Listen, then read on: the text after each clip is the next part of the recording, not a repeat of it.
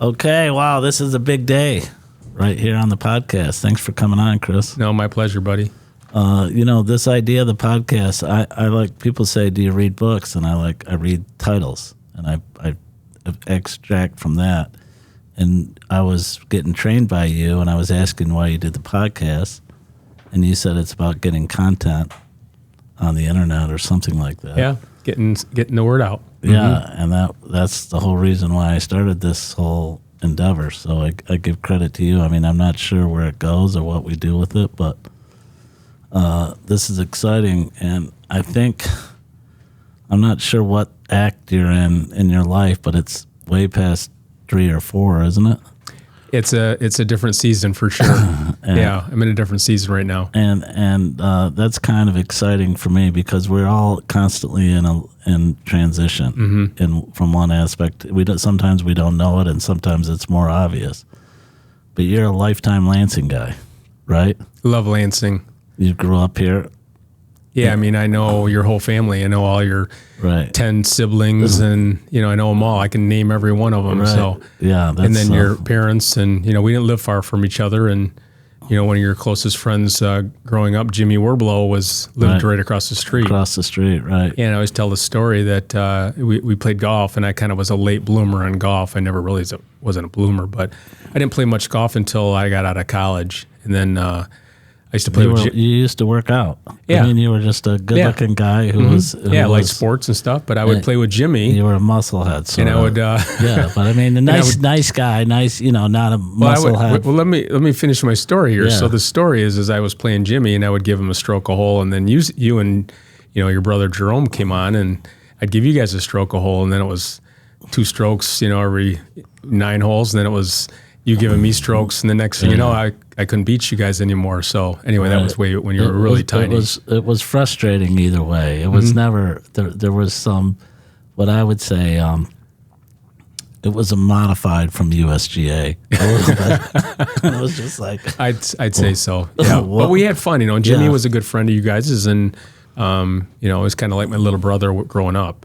So there's no question in my mind, Jerome and I would not have been the golfers we were if it wasn't for Jimmy Werblow. I mean, I think, as much as people say, parenting is important and having your parents involved, parents only have a small impact on children's lives. It's who they choose as friends. Yeah, the circle is a big deal. Yeah, who they choose as friends. And, somehow we met Jimmy Werblow, and it was like we're playing golf.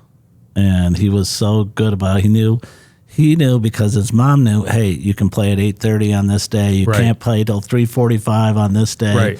And we started playing, and somehow we could just go out there. I don't remember how old we were. We probably were 9 or 10, and we could go tee off on the first hole and raised by wolves. See you later. Play on we'd get to the club, and unlike today where parents have to go to even the practices, we were just sort of on our own and get a hot dog at the stand and away you went. Maybe we could get a hot dog. Yeah, if you could afford hot dogs. That's Gatorade. A whole nother story. Yeah. I mean, growing up at a country club, and a lot of my friends say we're silver spoons, but it's a different lifestyle, right? Yeah, it was. I wouldn't say it was a silver spoon by any means. So, but you weren't really a golfer until later in life, and you went to Sexton High School, right? You went to Dwight Rich. Yep. And I went to school with your, sister Mary was a year older, and Teresa was the same age. We went to the same high school, same everything. And you're friends with John O'Leary. And Rick Norris and all these guys. I went to Sexton. Still friends today, right? Yeah. And they still, for the most part, live in Lansing or Lansing area, right? Yeah, we got lifelong friends, 55 years. And John was at our house all the time. John and Teresa were the deal. Right, and John drove the black car. Well, he drove when he was cool, he drove the midget, whatever the MGB. Well, that was when he got permission from his parents. Yeah. Yeah. And so you were sort of attacked, not that you weren't friends, but you would come over with John. And I remember the first time I had dinner at your house, and I was like, this is insane. I mean, you got like 3 gallons of milk and 2 loaves of bread and everybody sitting around the table. We sort of had a commercial kitchen way before that it was even a concept. And your mom was a saint. So we had a hood, and but you are a lifelong health advocate, right? And you developed, sort of a way to live, right? Well, I mean, growing up, I'm 10 years older than you now, something like that. Close. So 6 or 7 probably. I'll be 68. You're going to be. I'm 60. So yeah, so 8 years. Anyway, so growing up, I wasn't a healthy guy. I was eating all the stuff that everybody was: beefaroni, SpaghettiOs, and Kool-Aid and Pepsi, and had skin problems, and digestive health issues. From Smith's, Oh, absolutely. Whatever it was. Schmitz was a big deal. In fact, I played pickleball today with Steve Rosinski.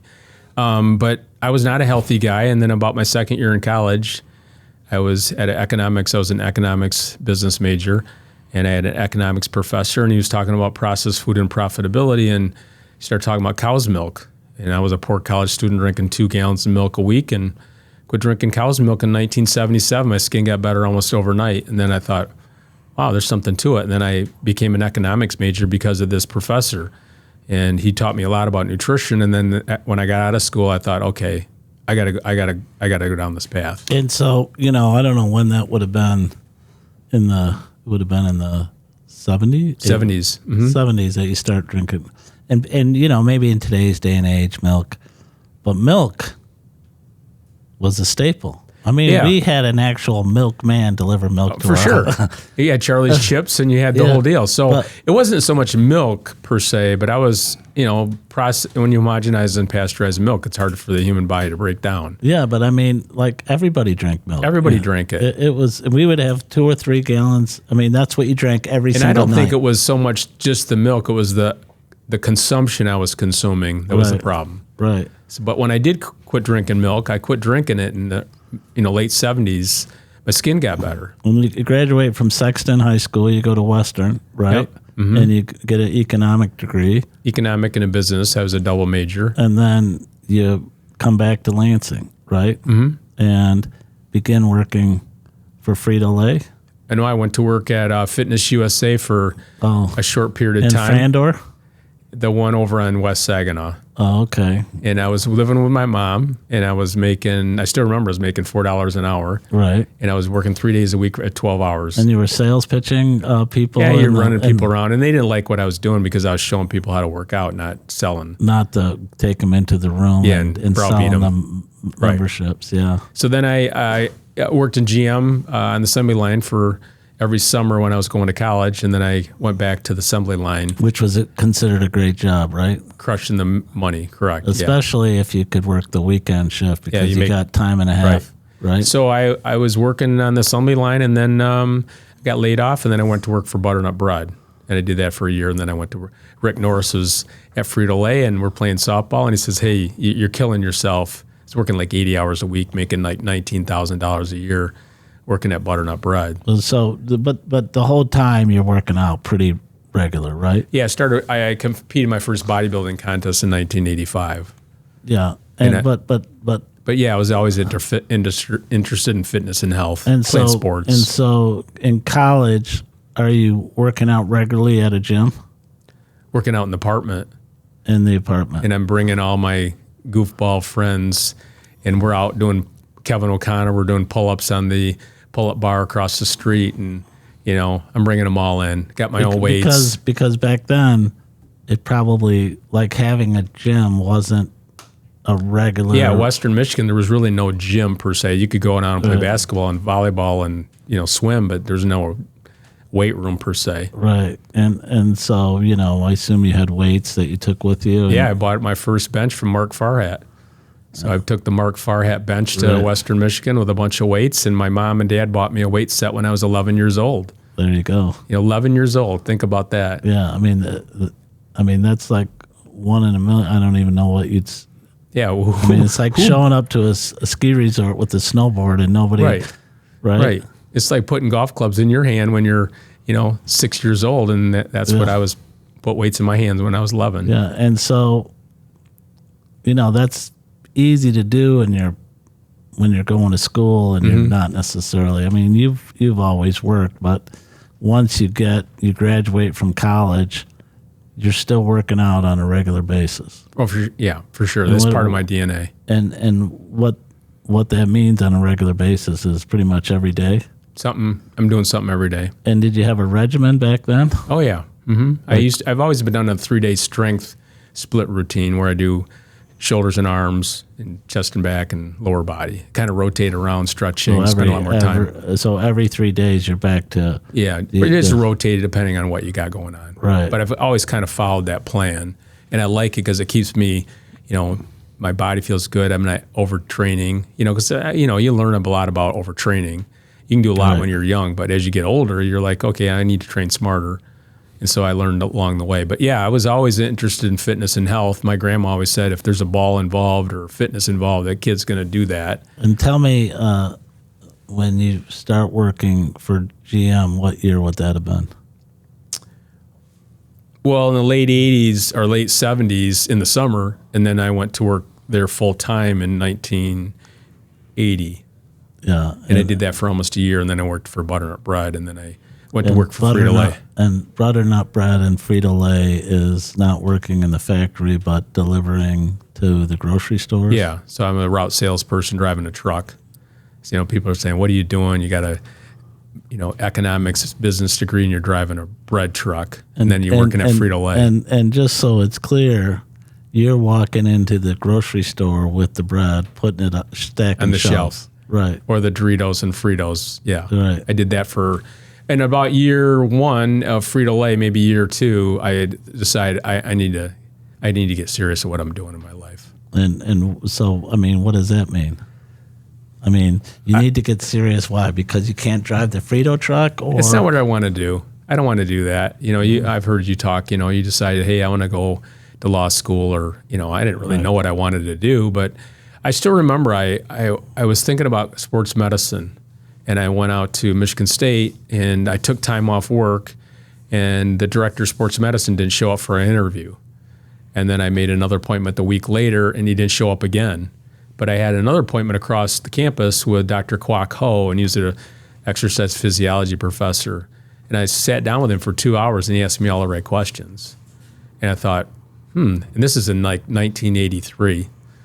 And I thought, I'm going to go and become an exercise physiologist. And by the way, 83, unless you were a football player, basically very little to do with weights or working out, right? There's nothing like golf or track. No, not like it is today, no. Yeah, none of the, any kind of what you call country club sports. I mean, that would have been right about the time, maybe a little earlier, that Martina wrote the book Eat to Win. Mm-hmm. Wasn't that her book? Yeah, and so that was all coming out. But I still remember I came home, and I was married at the time.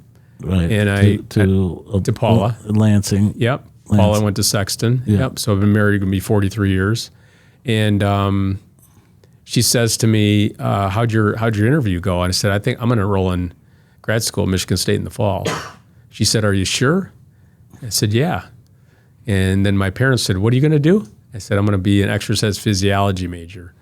What is that? I said, I don't really know, but I was excited about. But you knew when you heard about it that's what you wanted to do. I wanted to kind of go in that field and learn more about it, not just practice it. Right. And then about 2 months into grad school, we have master's. You're working on a master's. Master's, yep. Right. So when I got 2 months into grad school, she's pregnant, and we have twins that are born in January. So now I'm working full time at Frito-Lay, going to grad school full time, and now we have twins at home. January of 80. When were they born? They were born in 86. 86. Yeah. So they were born in June of 86. Yeah. And you're in grad school. I was in grad school, yeah. Getting a master's. Getting a master's, yeah. In 86, you could work and probably come close to paying for your tuition to some degree, Yeah, well, I mean, you had to hustle. We definitely had to hustle. We didn't have any money, but we lived in a Cape Cod over by Elmhurst, and we thought it was great, But you don't know. Right, because Michigan State was on terms. And terms. Right? Yep. And I was at Michigan State then, and I think it was about $65 or $70. Yeah, it was doable. But that was undergrad, so so you could, like my sisters were in college, kind of a little bit ahead of me, but they would work at the restaurant, and Sure, make tips and be able to. But a term was like $800-900. Yeah, there's no student loan type thing, thought process. No. Yeah. You just did it. And then I remember when I when I was graduating, I did an internship in Grand Rapids for a hospital, and I did stress testing, and it was in the lab, and I drove there every day, and I was making $12 an hour. Yeah, in my internship, and I had to pay to be an intern. And gas was probably $1 a gallon or something like that. So anyway, you start looking back, and you're like, okay, I'm not going to really work, because the internship I didn't get paid, and then they hired me after that, and I worked and I worked there for a year, and then it came back. But when you show up to your first day of class, right? You paid the tuition, still. It's real. I mean, you're writing the check. But now all of a sudden you're in the classroom, and how old are you? Oh gosh, I'm in 27 maybe. Yeah, 27. And by the way, 27 in 85, 86 is not the same as 27 in 2025. Correct. Right? Yeah. I mean, everybody you knew was married for the most part. Yep. They were all working. Mm-hmm. They were probably successful or, pretending to be successful, right? That was the Reagan era, I think, right? Yep. And so all of a sudden you're in a classroom with probably one of the older guys or persons in the classroom, maybe. I'm a senior citizen. In fact, Kwok Ho was my advisor at the time, and he was a Chinese, and I love this guy, and he said something about kids. And I had twins at the time. This is like second year in school. Right. And everybody looks at me like, you have kids? I go, yeah, they're like 2, and they're twins. Yeah. So everybody looked at me like, oh, who is this guy? How old are you? But you got a great wife. Got a great wife, yeah. And she supports it, right? Yep. I mean, probably. She was working full time at Foster Swift. Right. So she was basically, we were both working full time. And going to school. Yep, and just trying to survive the season of life. And you graduate, and you take this job in Grand Rapids, right? I did. And at some point, not too far along, the MAC opens up, right? Yeah, so when I was in Grand Rapids, I met Carl Porter. And so I was at the hospital, and I went over and had lunch with him. And I was introduced to him, and then one thing led to another. He said, well, when the MAC opens, come talk to me. That had to have been like 1990, 89, 90? I started there in October of 1990. So that MAC opened in 91 of January. Right. So in for like a year, I worked for Dr. Barry Saltman out in Mason. So I had a lot of experience working with high-risk individuals. I had COPD, I had diabetics, I had a heart replacement. And so you're working for doctors who want to put their patients on some kind of physical training program so that they can I think Dr. Saltman avoid heart attack. Yeah, he was kind of ahead of his time. This is late 80s, and he's like, okay, can you help me come in and design a fitness facility? It's called Well Aware Fitness in Mason. We got all these high risk people, and so that's what I did. And so I had all these high risk people, and I didn't really know how bad they were. And in that era in Lansing, we had Court One. I'm pretty sure we had the Y. We obviously had probably Fitness USA. I think Health Corps had just opened up recently. Right. But the MAC was a game changer. MAC was a game changer. MAC was one of the top clubs in the world. In 1991, and I remember going out there, and so I think you could join the Y for like $20 a month, or $19 or $15, something, $65 initiation fee, and I mean it was, and the MAC was like $65 or $75, and I remember talking to my sister, Teresa, who was going to join, and I was like, why would anybody pay? I mean, it's the same equipment. Right. It's the same bench. It's the same. And it just goes to show you how off base. Well, it was experiential. So you had pools and you had tennis courts, and it was all encompassing. You could do anything you wanted. It was a playground. And so from a fitness standpoint, if you were interested in anything, you may not be a tennis player, but you might want to learn how to play. So that's kind of the lure of it when we open. And it also, breeds on the idea that, if you're around people that are into health, for sure, watching them and seeing what they do, it can become part of your regimen. Yeah, like you said earlier, it's surrounding yourself with those type of people that are, that mindset. And so it's a social. I had a woman recently that came to see me, and I said to her, she's in her 90s, and I said, you need to get back to the MAC for the social aspect, not just the fitness aspect. Right. And so she said, yeah, that's what I want to do. And I go, because when she quit during COVID, and I go, you got to go back. That's the big deal. So that's when you look at the MAC, there's so many variables, and the big variable is there's a lot of people. I don't know that you could say there's any single one thing that has changed people's lives in Lansing like the MAC. I mean, how many members does it have? Some upwards of 10,000. Yeah, it's 10,000-ish. Sometimes more, sometimes less. But yeah, it's in the 10,000 range. I mean, in our heyday, we had 32 trainers. Yeah. At one time, 32.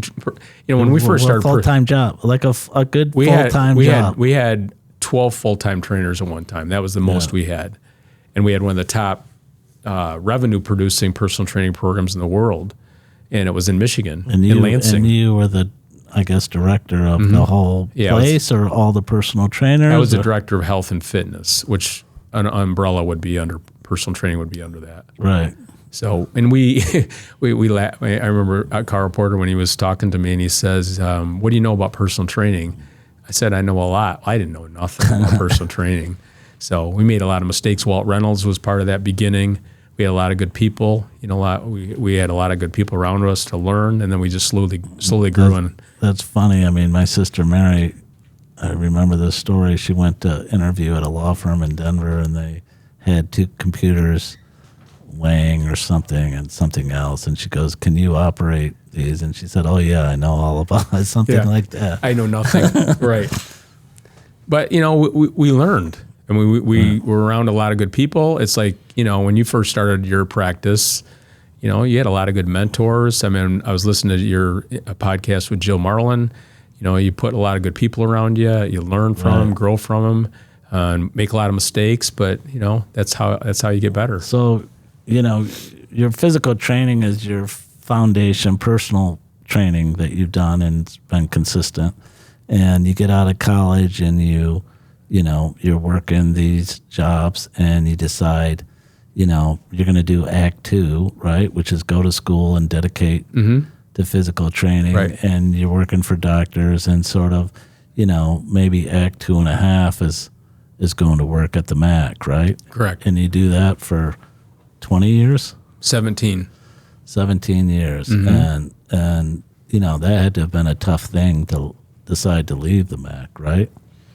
Well, as time went on, I started speaking, and I just started speaking at the MAC, and then I started speaking outside of the MAC, and then one of your friends, Bill McKay in Grand Rapids, Michigan, worked at Merrill Lynch, and I was speaking, and he says, hey, and he came to one of my events in Grand Rapids. It was just an open. He said, can you come and do this for our clients in Grand Rapids at Merrill Lynch? I said, sure. And it's a client event. It was just in 2004 or whatever. And I come and do that. And then he's in this rec trip in, I don't know, some exotic place. And the woman of director of business and development is sitting next to him. And she has my food target. He has it.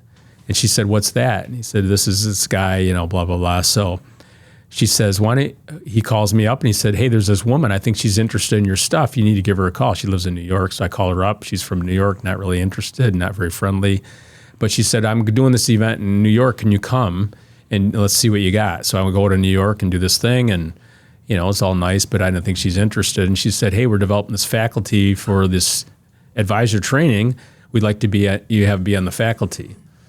And I thought, okay, that's great. So I started doing that. I know all about it. Yeah, I know all about it. I'm an expert.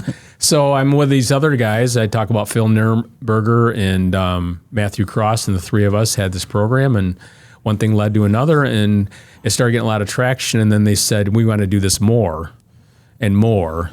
And I thought, well, I can't do it more. I have a full-time job. Right. So I go back. I still remember flying back to Lansing and on a Sunday night, and I thought to myself, it's go time. I need to go and talk to Paula and say, hey, I'm going to quit the Mac, and I'm going to go speak full time, and I'm going to do it in a slow process in the next 3 to 4 months. She said, are you sure? And I said, well, I'm sure that I'm going to go do this, but I don't know. I'm not, you don't know. Right. You open your own law firm.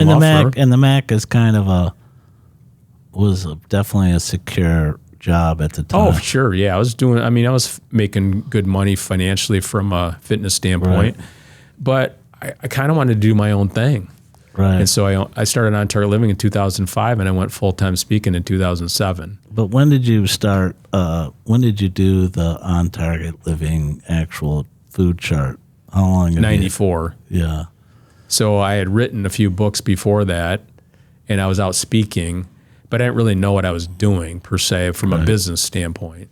And then as time went on, I started really getting better at what I was doing. I understood speaking. I watched speakers. I started looking at, how do you get change behavior? What do they really need to know? How do you make it entertaining? How do you make it funny? Simple, interesting. It's got to be interesting. Right. They can't just spill out, so you can tell right away. So as I got better, I got put on the big stages, and I got put on the big stage in 2007. And that On Target Living, the actual food chart, that was kind of the genesis behind the name of the company. Right. How many different versions of that have there been? We've had quite a few different versions of that from the beginning. Al Arns was my mentor back at the Mac, and he kind of helped me, design that. We designed it around a stoplight.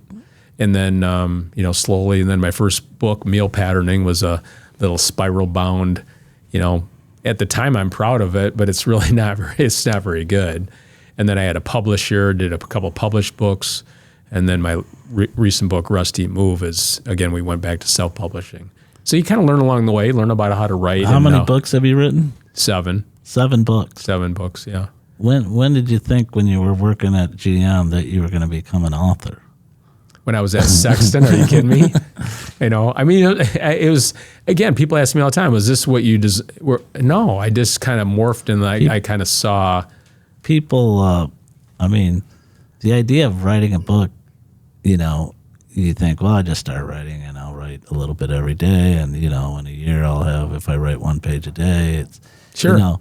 It's much more of a bigger endeavor than that. Well, I think people, and Al Arns was back to my mentor one day, and I was training him probably once every 2 weeks, and we'd meet at Panera, and he was an accounting professor at Michigan State. He had his own publishing company, and he says, for you to be a professional speaker, you have to have your own book, really for you to grow. Right. And so he's kind of pushing me, and one day he came in and, how's the book going, and on and on and on. And I'd always say, well, the dog ate my homework. And, right. And so he takes 2 pennies and slides them across the table. He says, I want to let you know that 98% of the people who start writing a book, only 2% complete, or either 2% or you're going to be the 98%, because I don't want to talk about this anymore. Right. Hit me right in the teeth. Yeah, that's probably true. That's not hard to believe, that stat, because, not that I've ever written a book, because I haven't, but I have a lot of stories, and it's a beginning and a middle and an end, and it's hard to get through all those. You got to be kind of like, hey, but I was driven because I didn't, the boats had already sailed. I couldn't go back. I had to write a book if I wanted to do what I'm doing. And the public speaking part. Yeah. And so that was the next chapter. I got out in public speaking, and that's On Target Living, and then we slowly grew. So you leave the Mac officially when? 2007. And then you're strictly doing public speaking. Yep. See you later. Let's go. And when do you create your office, On Target Living, out at Eagle Eye? So I had a couple of people on our team, and one worked remotely and one worked at our house. Mm-hmm. And then my son came on board in 2011, and we got an office. I was laughing about Jill's story. We just got an office and we rented an office and we had people and then as time went on, we rented another office and then.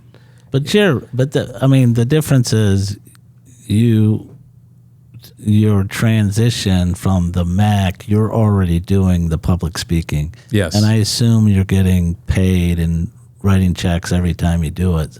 So you have a pretty good idea of what your demand is and what you can charge.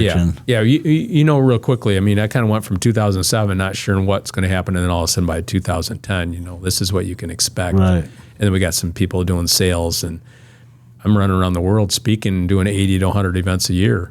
And tell me, what are some of the things that you've learned from public speaking that make you, from the day you start doing the public speaking till today, like what makes you better? What makes you better? What makes you better really is your content and then your stories wrapped around your content. And so when you wrap a story with the content, you leave the audience with something they can remember. So if I'm trying to tell them about, let's say, medications, I'm going to tell a story about medications. Right. So you don't have to walk them through every step. You just walk them through the story. And they're like, then they start putting the dots together. And now it's entertaining and they're interested. And so I was talking about this not too long ago, but I did an MIT conference. These are all top CFOs in the world, 400 of them.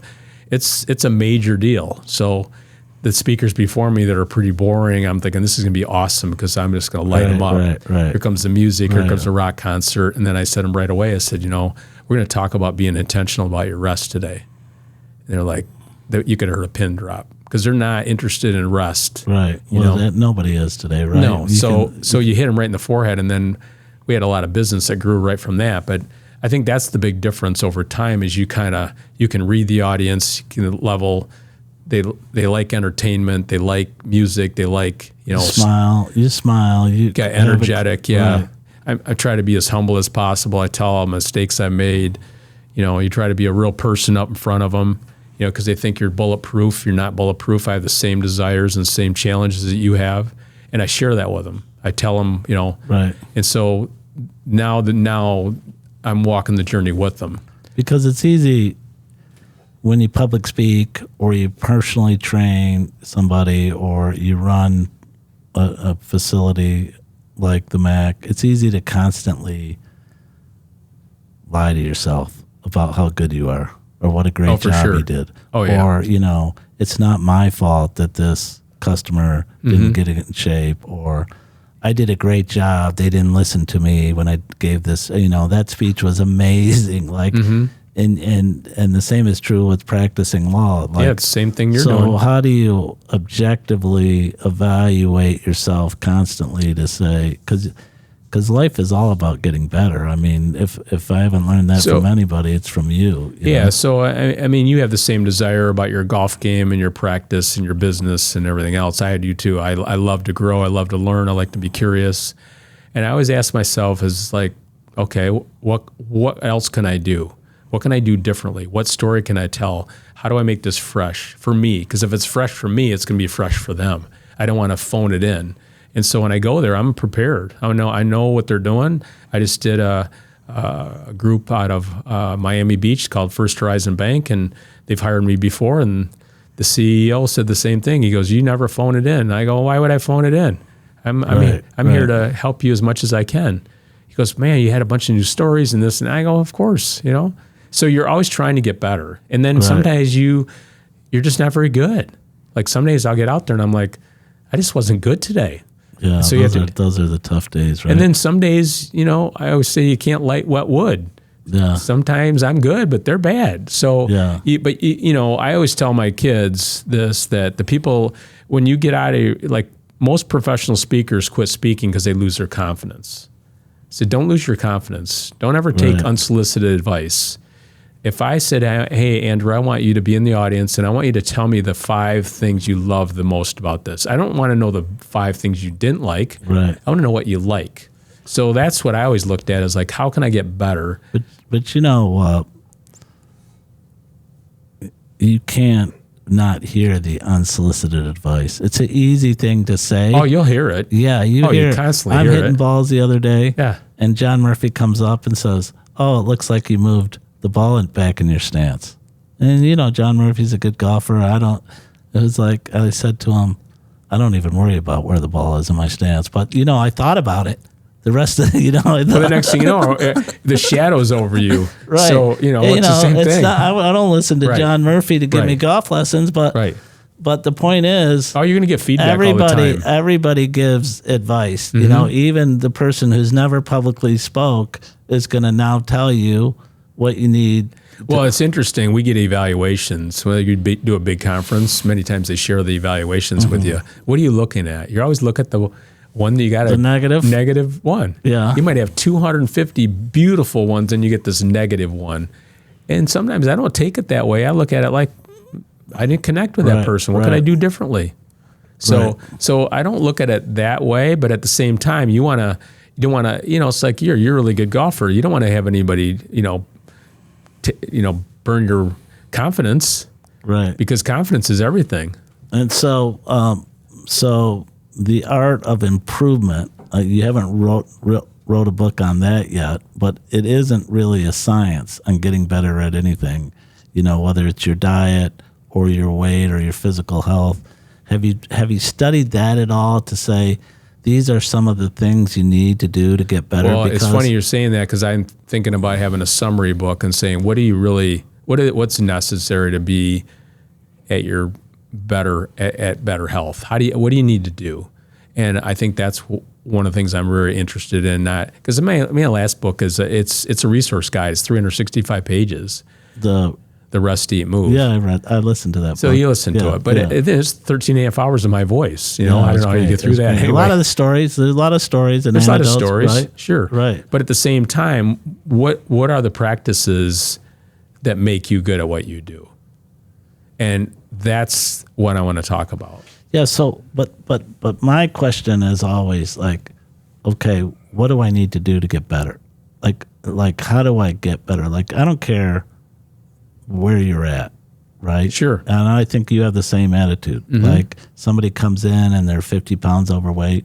It's not where you're at. It's like, what do you need to do? Now, losing weight, maybe a little bit of a algorithm, it's a factor of variables of eat and, diet and exercise, but things like public speaking or being a good personal trainer or whatever, an employer or management, those algorithms I think are much tougher to accomplish. I was having a meeting last week with the Mac personal trainers. And one of the things I said is, you have to start being more curious in what you're doing. And so when you look at what do people really need to know or do to get better, they have to have a growth mindset. It's how they think. You guys are charging the same exact money for personal training that we were 17 years ago when I left, or how many years? When you left. When I left. Why? You got to change your mindset. Right. I mean, when I started professional speaking, I thought if somebody paid me $500 to do a speaking event, that would be more money than I would.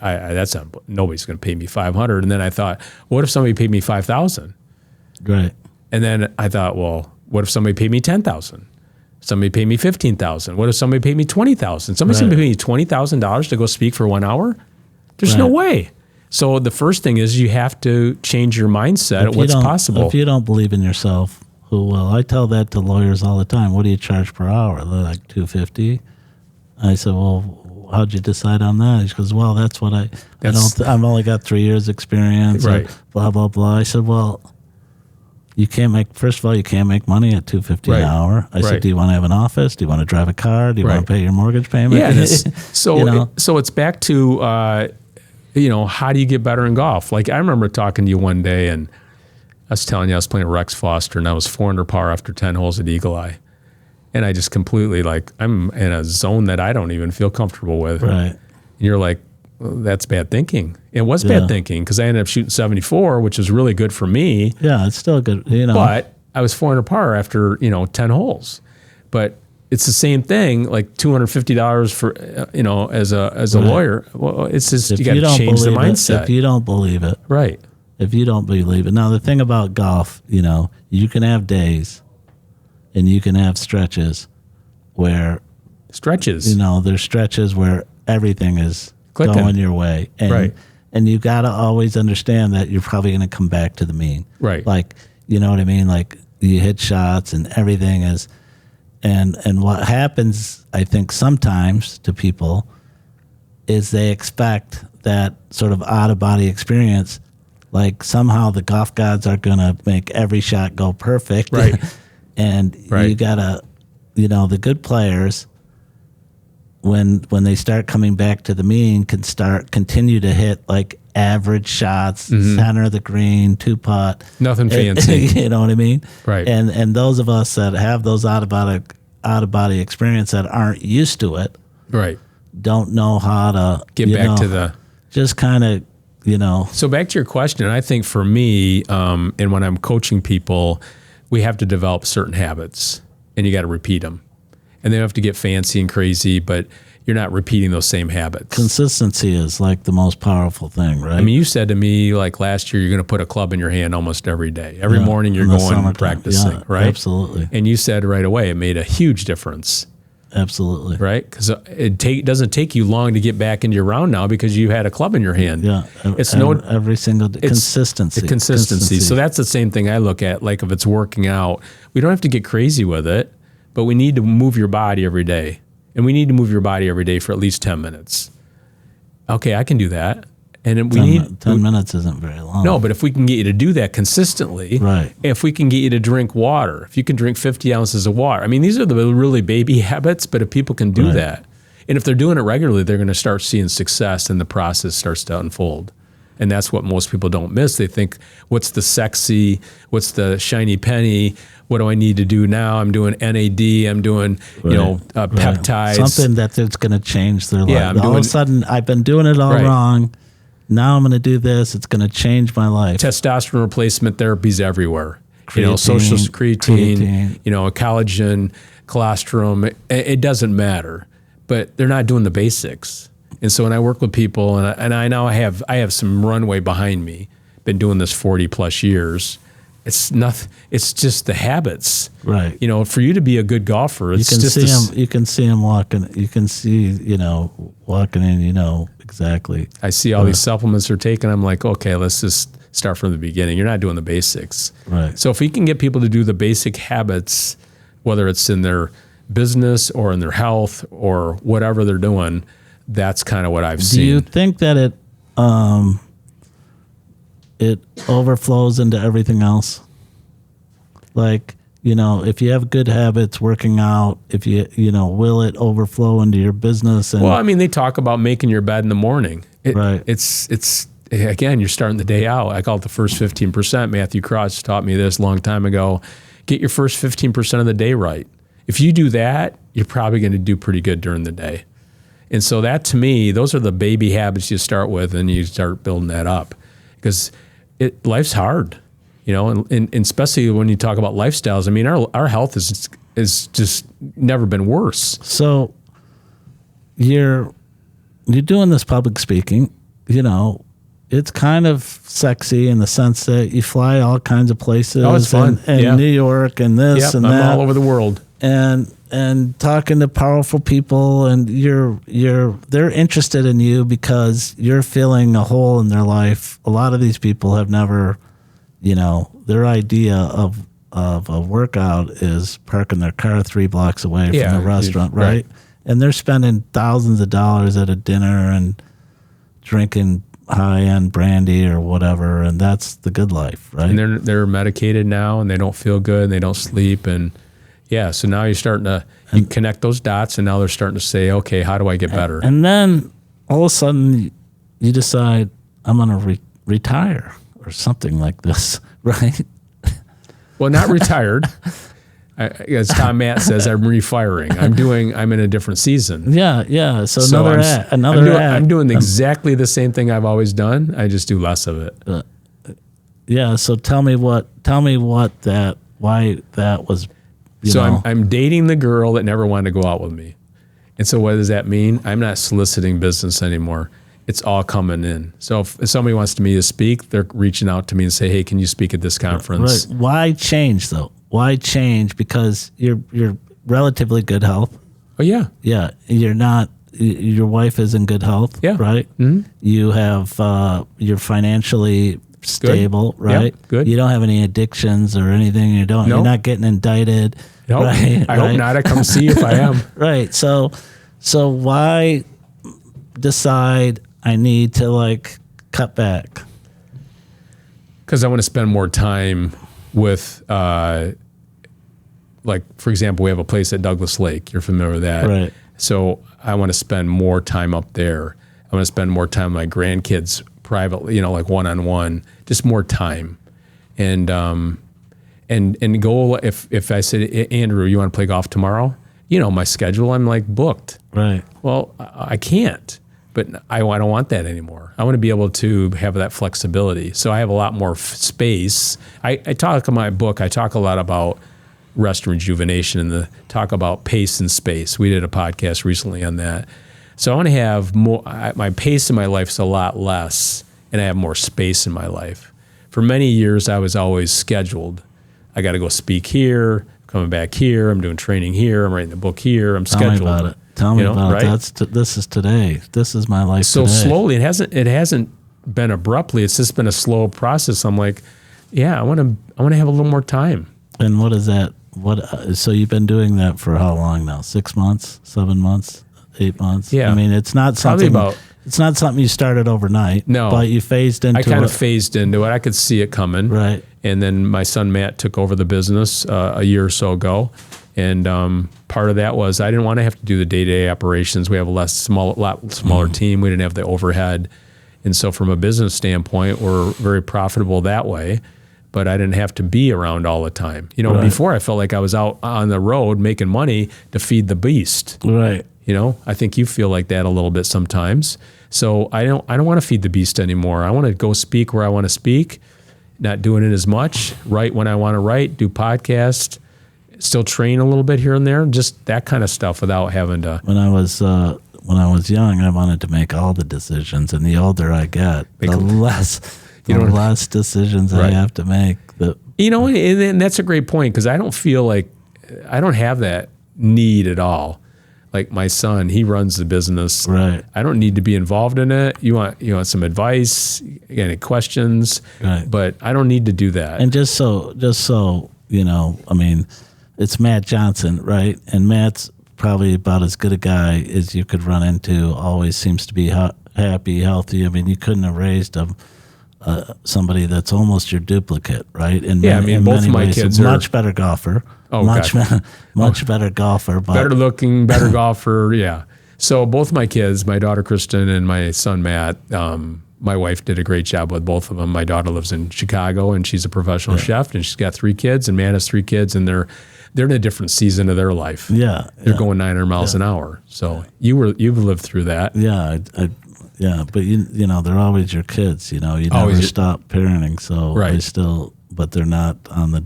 But I think On Target Living's in a good spot, and I just now kind of a hired gun, and just do less of it, so I can go hang out with you once in a while and play some golf. Yeah, we'll definitely get some. And then skiing, I want to ski more. Last winter I skied a lot, and I want to do more of that. Tell me what that means. So, going to Nubs or Boyne I don't care about that. How many days you skied? Last year I skied 14. Yeah. And I haven't skied 14 days. And, I always go out west somewhere skiing, every year, but it's a trip of 4 days and maybe a day or two. Is there anything that realizes your priorities are out of whack more than when you go to Vail or go to name this real ski resort outside of Michigan, Big Sky, and oh my God, what am I doing with my life? Why am I not here more often, you mean? Right. Yeah. Right. Or beautiful golf course. Or, we got the best golf courses in northern Michigan. Right. So sure. why would I want to play Forest Dunes more, or Boyne, or whatever? And 14 just seems like a lot, but not really. No. And so winter, John O'Leary and I were talking about this, but maybe we want to do 2 ski trips out west. And then I enjoy skiing, like at Boyne, but I'm going to get a season pass where I only have to go and ski 2 or 3 hours. And I'm not worried. You know what I mean? So you get up in the morning, you work out, you do your thing, you go ski for a little bit, come home. It's pretty good. 20 runs or something. Get a quick 20 runs in. So that's kind of where I'm at right now. So I'm still doing what I'm doing. I'll do a lot more. You'll see a lot more videos coming up. We're going to do. It seems like you've been active more on social media, or I've seen some video. Maybe it's the algorithm. Yeah. So I'll be doing more of that, where I'm just doing these 30-second clips on different items. What do you think the number one tip would be if you said, "Hey, for your health, you want to change your life"? What would it be? Well, there's so many variables, rest, eat, move, but the big one is being more intentional. I think if people start being more intentional about their health, that would be the number one thing I try to get people to think about. You're thinking about it. Like you were more intentional about your golf. You're more intentional. You see Jill and your elbows getting better, and just more intentional about it. Once you get intentional, I'm always about the behavior. What's your why? What's your driver? Right. You can do the tactics are easy. It would be a mistake if you didn't just talk briefly about what's your why, what that means, Because I know you asked me from the very beginning when I came to see you why. Well, when you look at behavior change, number one is self-awareness. You got to be aware. You can't change anything if you're not aware. And then from there, you can focus on what do you really want. But then the jet fuel really becomes your why. And your why is your driver that gets you out of the mud, because we all have it. We all have problems, challenges, and when nobody's looking, what's the driver to get you out of there? And so if you really tap into that, like I look at sometimes one of my whys is my grandkids. I had fantastic, like you had great parents. Your mom's still alive. My grandparents, I grew up on Douglas Lake in the summer. There you go. So that's why I'm up there now. And I think, okay, one of the legacies I want to have is I want to be able to do that kind of stuff with my grandkids. But I can't do it without being. I remember last summer, my grandson Ez says, "Grandpa, you ski pretty good for an old guy." And I'm thinking, okay, what does that mean? But that's your why. What gets you out of the mud? Right. And that it's an emotional connection. Be surprising what impact you can have when they can see you at a young age, and you're whatever age you are, and you're actually doing stuff, able to do stuff, whether it's throwing a football or baseball or playing golf or. Yeah, one of my whys is I want to be taking my kids to Big Sky and ski with them. My grandkids. Yeah. And then have them, like your kids now.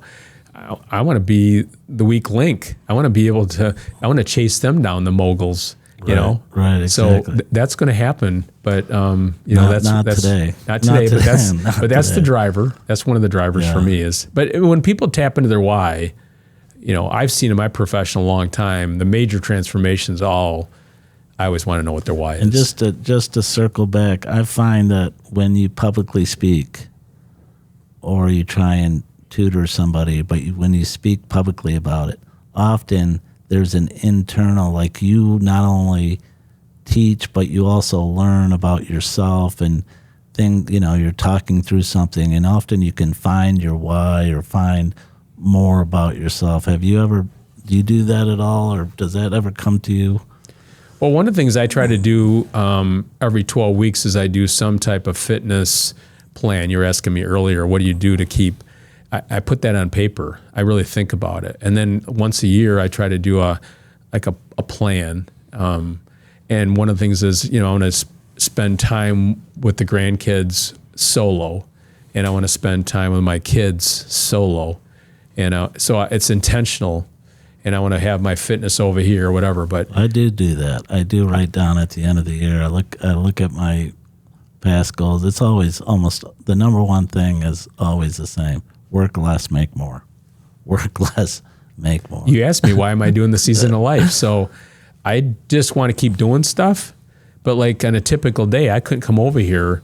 I'd be on the road speaking somewhere. Right. I want to have that autonomy where I can do that now. And do you find that you have it? I do. Yeah, I do. I'm in a great season right now. Well, that's good to hear. And I love it. It shows. It shows. You seem like you're in a good mood. Yeah, I like what we're doing. Yeah. And again, I think a lot of times it didn't happen overnight. It's obviously a process. Right. But you look back in the day, go back in time when I worked at Butternut Bread 80 hours a week and making $19,000 a year, I'm like, yeah, you have to go through the minutia to get, appreciation. I assume that there's nothing that you would do to trade those experiences, right? I think your first podcast, I loved it so much because you talked about, your upbringing and, where you were, and I wouldn't change one thing. Right. At the time, you're thinking, God, this is brutal. I don't want to do this anymore. But no, I wouldn't change a thing. I really wouldn't. I mean, work on the assembly line, I have an appreciation of what that was all about. And then when I worked at Butternut Bread, I'm making, I'm killing myself and not sleeping. And so, yeah, you go back in time and you learn all these life lessons. And at the time, they're not always friendly. They're not easy. And they're challenging. But, I remember you talking about your mom. She's from Nebraska. Right. It's you can't take that out of her. No. So it's we're Midwesterns. We're from Lansing and went to Sexton and Dwight Rich. I mean, it's amazing you bring up Bill McKay, and we're sort of wrapping up here. We believe it or not, the hour's gone by. Yeah. But that sort of community, the Moores River Drive and the Cambridge and those neighborhoods, I mean, those were lifelong great experiences to be brought up with, all the kids on the street and being able to go up to the pool, and, everybody seemed to be generally in a good mood. We didn't all end up in the same spot, but, a lot of it, for those of us that have done okay, a lot of it, you look back at those days as some of the best days of our lives, really. Yeah, absolutely. Yeah, you look back, and in fact, I'm playing in a golf tournament with Bill McKay 2 weeks from now.